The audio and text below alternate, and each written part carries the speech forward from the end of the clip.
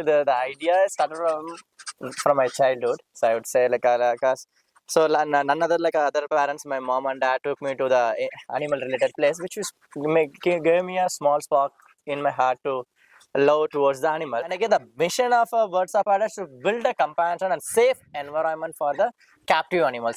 So now, after 2.5 years of journey, with a lot of review from the people who visited here, and again from my mentors, I'm really proud of be a part. I can proudly say, Birds of Paradise gave a good place for everybody's heart. I'm very happy and proud of it. And rescued, there was a crocodile in a private property. Karnataka Forest Department approached us and he gave a rescue order.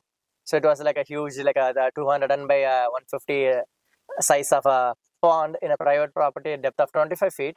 This particular 7.5 feet female crocodile was there for 3 years, 3 months. So all time there is not necessary to rescue also. That is what we want to understand one thing. So because like we were thinking all time if the animals in the human habitat, it needs to be rescued, which is not actually not all the cases until the animal is really trapped. So somehow we able to get drones and we checked after 2-3 days of our trainers, and we found that the young the female gave a baby.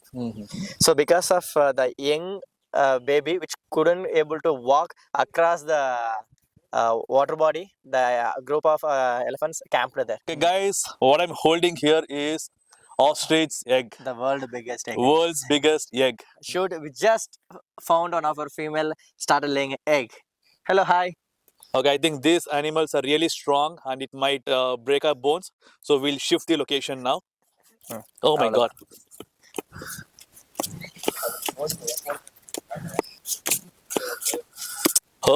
Wait. Patience. I think next I would like to ask you about one important thing. How does volunteering or the community support help in your journey? Okay, so community support, I would say like a 50% we will get, and 50% we always have a negative impacts, because when you try to feed the dogs or cats in a community location, like especially like apartments, such places, people not happy with that. Though nowadays there are a lot of issues is happening in the due to the Supreme Court issues, right? Like a Supreme Court gave order to remove any feral animal like a dogs or cats or a cattle from any kind of institutions or not in a public places, right? So that's impacted very high. People start talking about animal welfare, but before it was huge challenge. Nobody ready to accept to feed their dogs or cats in their premises. So that is a challengeful. We are trying our hard to educate them, but this is always challengeable. Okay. But here, when you started Birds of Paradise, how did you find passionate people who can help you in maintaining this place and feeding the animals and birds or something like that? How were you able to find those passionate people? So as you can connect both. Like when you go and work in a public space, you won't get support always. The people have a different mindset. They may say yes, they may say no. But when you come to the confined environment, especially like a compound space like a Birds of Paradise, there is a people who have to be forced to listen what you are telling, because it's kind of like a private property as well, right? So they are forced to listen right way of animal things, so that we are utilizing that as an opportunity to try to educate the people, build a love towards the animals. Okay. Say for example, if someone in public or some citizen of India, if they find one injured animal or abandoned animal, they will definitely not know what to do initially. So being in this industry, in this field, what are few suggestions to you, to people who are listening? If they find an abandoned animal or injured animal, what should they do first? Yeah, so actually this is a very good question. I would say like the best way is give our time. Okay, so though it doesn't matter you are expert or you have experience with animal, it doesn't matter. Even common man, if the animal in distress, please give a 5 minutes of your things and see and try to get a help. Okay, so it doesn't mean you have to get into the water or something or getting yourself dirty. That's fine. Safety also matter. So please call rescue centers. Okay, that first call or a first step, it will really help the animals to save from the situations. I would suggest just call for help if you're not able to handle it. But generally, I mean, human behavior, when they see a snake or something, ignorance, yeah, they will hit it. Exactly. That's the first thing they'll do. But nowadays, people they have a little bit of awareness. They start calling people rescue animals, all those things. But still, what I have experienced is that when those snake rescuers, when they come to rescue the snake, they say that don't disturb the snake, Hmm. leave it as it is, just Exactly. follow the snake. I mean, what is the reason behind that? Why Okay. shouldn't we hit or disturb that snake? Okay. First of all, killing is again, it's not a good solutions. That's not a right. So reason not to disturb the animal, because if you disturb the animal may escape and end up with some other more problematic for humans and the animal as well. If you notice, if you're spotting the animal till the rescuer reach, there's a high chance of animal move out of the situations. Whichever snakes inside out, they will move out of the house. So that is the reason the rescuer always requests the informers to keep eye on that. In case the animals moves out of the house, rescuer doesn't need to come to the location. It's again a time valuable. Okay. So that time, instead of wasting a time where he can rescue other animals somewhere, so that is a request. We always ask the informers to keep eye on the animal in a safer distance, not very close. That no trying to take a selfie and Okay, so okay. that helps. Yeah. Tell me, when you started this journey of rescuing animals and taking care of the animals, have you thought that you will rescue so many animals in your life? And let me ask this: how many animals and birds have you rescued first? Okay, so actually, honestly, I'm having no clue about that. This many animals I'm gonna help in future, but I'm happy about what I'm doing. And if you ask me, start. So I was rescued like hundreds of snakes and different species like monkeys, crocodiles, even leopards and elephant, along with the different organizations, forest department. So start. I'm not sure about it. Okay, Yeah, but tell me, which was the first animal that you rescued? it's a snake. It's Snake. a rat snake in my native. Okay, okay. Because my uncle was a forest official rescuer in those days. Mhm. So I was a part of a forest department trying to learn the animal care and management in the forest department. So department allotted me as a volunteer for a rescue operation. So that's the first snake which Okay. was So, rescued. okay, which is the wildest animal that you have rescued? Wildest animal, my first leopard, I would say, Okay. because that took me like a really long time to understand. So before that, my first leopard rescue, I was working in Kerala, tracking the elephants, tigers, and leopard all 3 years. So I have to walk almost like a 10-15 kilometers per day to understand the behaviors. So I put it that knowledges in the leopard rescues. That is actually tragic because whatever I thought is different. What's in this particular animal leopard was behaved was completely different. Okay. So I realized what we observing is a different, and when the animal is in distress, the entire behavior will be different. So that is actually like a tiring moment, I would say. We encountered the leopards very close by because when we went to set up a trap camera to observe the leopard movement, I was hardly like 100 feet away. The leopard was standing 100 feet away when looking eyes to eyes. Okay. Not one, there is a two actually.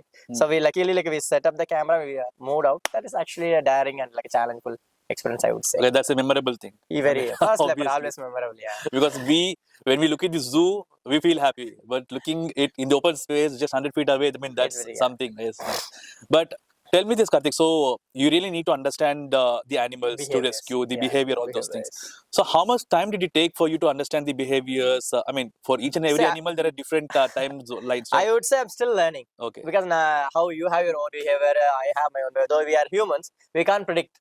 Same thing, animal we can predict, but in terms of every individual have their own behaviors. Okay. Okay. It's always like I'm happy I'm learning every single day. So learning, I'm not still reached that level of the thing, but I'm learning every single day. Okay. What is the objective or where you see birds of paradise in future? Like, is it for still for more rescues, more education, more awareness? What is that you see in future? So the future I'm seeing actually zero rescue, I would say. Okay. Because there where we feel we are doing a right job. Unplanned urbanizations leads to conflict every single day, which is not right actually. So we are looking in the future with zero rescues, and every single people started respecting the animal, giving their space. And again, the people like love towards the nature, keeping a bowl of water and grains for the birds. That's more than happy. Okay. Until unless I don't no people or no future generation look the animals or nature in a negative way, a scared way. They always should see respectful. Where we have our traditional itself like a gods, always we worshipping a gods with a animal's figure. So I want to see. We are visualizing. We are imagining the future with the nose zero animal cruelty. That's what's our major achieved. It's not like I want to start 100 birds of paradise. No. Mm-mm. I mean, but see, if you want to see zero rescues in future, if you want to see all the people respecting animals, all those things, awareness is important. Exactly. So, how is Birds of Paradise helping the public in getting awareness about animals and their behaviors, all those things? So the people who would visit Birds of Paradise, we provide like a 2.5 hours of a guided tour where our facilitators talk about each every species. Mm. Again, we take a one step forward and understand what they really the person's uncomfortable with in terms of because we filled with a lot of myths about the animals in terms of hygiene, attacking, which is not. You're seeing Birds of Paradise, we have lots of animal which is completely friendly. We worked on their behaviors, so we are creating a safe environment to interact, break their fear. Okay. So tomorrow, if they were a mother walking with the kids, so that they should not pull the kids hands after seeing a dog. That is the more thing. So we are educating the people's the importance and like animals behavior as well. When people and kids come to Birds of Paradise, how do you see them connecting with animals, or how do you see the response to this kind of an That organization? is actually like a very we are happy with that because like people do come up with a multiple enjoyment because they thought it's animal farm zoo. We just go, we'll see the animal, we'll feed the animal.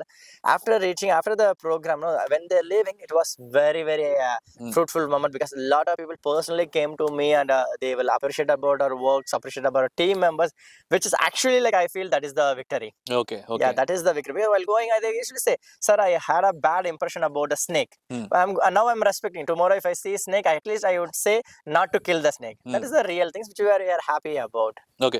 Tell me about one myth that people misunderstand about snake. Okay, so our Indian cinema is like taking a next level of mythology. So people do have a misconception like if you hit a snake, the snake will come and take a revenge on you. And if snake bites, you have to suck the venom. That's actually completely wrong. Okay. In Birds of Paradise, we have like a dedicated half-an-hour session for a snake bite and snake bite mitigations in our herbatarium, where we talk about do's and don'ts of snake bites, what to do, and again importance of a snake. We talk about lot about a snake conservation. So we do here.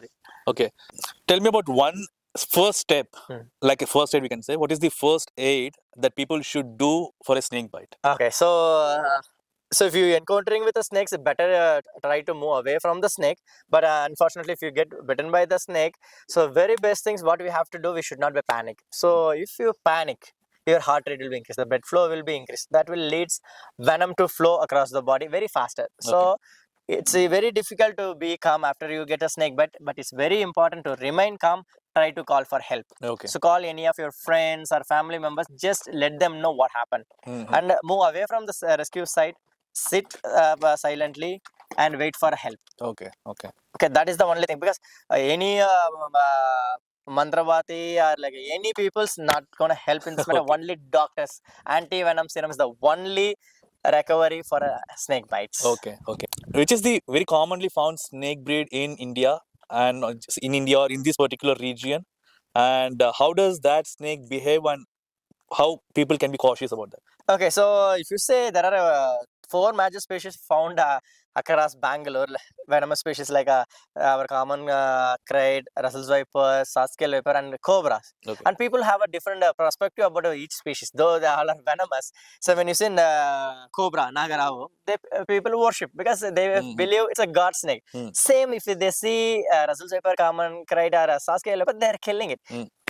Seeing the snake itself like they are like isolated. Okay, and again if you say the conflict things like there are like every species have a equal ratio, I would say, because daytimes there are few species of snakes are active, and nighttime there are crates are active. So I would say like equal ratios of a snake bites which would come there. And but only thing is personal safety. Snake bite can be avoided in terms of a proper education. When I came here, and I think to all the audience here, they have something called adoption. So there are 2 different kinds of adoption. One is active adoption and passive adoption. And that was how I know is that I came to Birds of Paradise and the facilitators here, they taught me about that. What is active and passive adoption? But Karthik, you tell me what is active adoption and passive adoption, and how can the viewers or the people who are interested to adopt animals? Okay. What are the procedures and first the difference between these? Okay, so active adoptions basically we will give the animals for their home forever. Okay. So like we do get lots of animals like rabbits, guinea pigs, birds, like every single day. Even like it's a displaced animal, like people who keeping as a pet, or they're not able to take care, they just want to go and give it somebody. But I'm happy people not ready to give back the animals to the pet shop, going and finding for this sanctuaries place like us. So as we getting a lot of animals, and we have our own capacity, we can't keep more animals. It's a problem for them too. So what we are doing is we are open for active adoptions, where we are giving some species, not every species we can't give. Some species like a rabbit, guinea pigs, some poultries, ducks, puppies, kittens for adoption with the proper background checks. The people who are interested want to give a forever home, please approach Birds of Paradise. We are happy to give any kind of available species for a forever home adoptions. Okay. And a passive adoption, the species like which we can't give, like ostrich or emus or horses or ponies, so we will keep them here. They can donate x amount of things. It's not exactly money, so the donation can be items, the donation can be food, vegetables, their handling equipments, nutritions, Okay. newspapers, anything can be done. Okay. So they can donate x amount of things to the particular animals. So we will have their own board just to promote other people to take one step forward to take it that. So we are doing both kind of passive and active. Okay, but when it comes to passive, you'll be providing all the bills or something like that for the no. Okay. So bills won't be provided because it's and we will have our own things, and but if they're paying any donations, obviously they're gonna get their receipts. Okay. But again, see, as a common human, they'll have some questions. Okay, we'll take passive adoption and we're paying so much amount. But how do we know that that amount is being used properly? Okay, so the day one itself, they will get to know, because we have our own tariff for species of animals. For example, if you take a horse, so the horses need at least like 15,000 per month to take care. Okay. We are taking 15,000 for whole month. Okay. So which means 1,500. Eventually they will know 1,500 per month is not sufficient for the horse. So we don't. It's not like they want to take care of full money. They need to pay for the animal. No, it's just an initiative. Okay. We will take it, because whether it's passively adapted or not, we are taking care.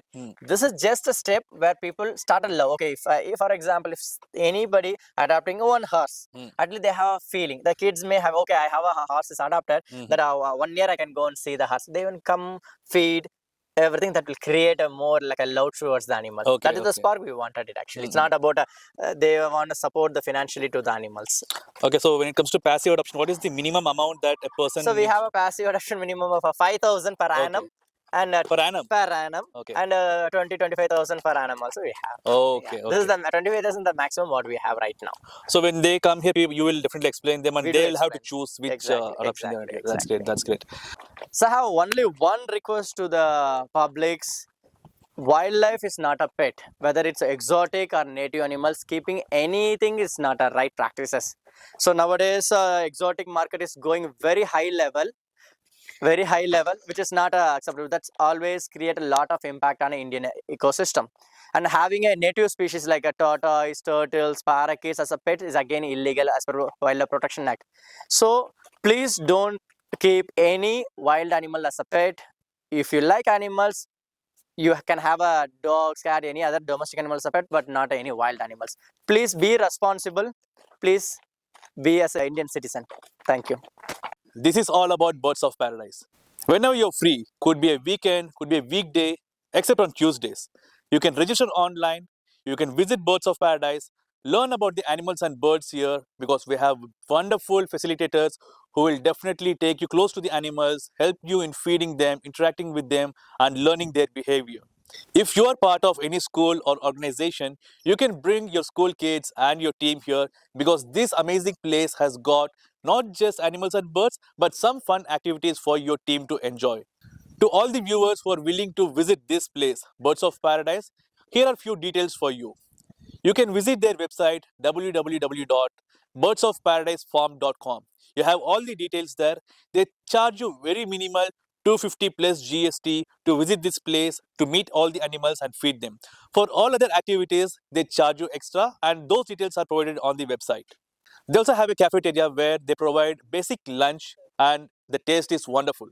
So after visiting Birds of Paradise, when you end your day, you go back with a big smile and satisfaction because the day was productive, because you learned something about the animals and birds here. Thank you for watching the MNK Show. If you like this video, don't forget to like, comment, share, and subscribe.